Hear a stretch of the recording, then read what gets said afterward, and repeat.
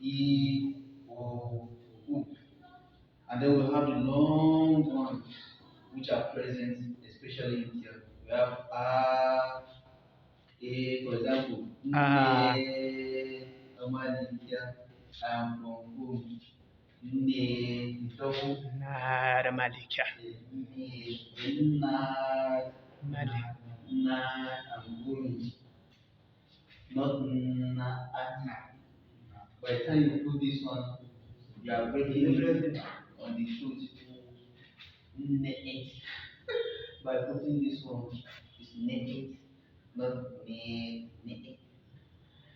So, introducing our languages here in Africa, we have three major families of languages: Niger-Congo languages, Afro-Asiatic languages, and Nilo-Saharan languages. Under Niger-Congo languages, we have the Atlantic Congo. Under this Atlantic Congo, we have a lot of languages, especially in West Africa and Central Africa. And then we go down, like the Fula. The language of the Fulanis is under Volta Congo languages. That is under the Wolof and Fula languages. Wolof is a language in Senegal, and Fula is very related to Wolof. That's the major language in Senegal.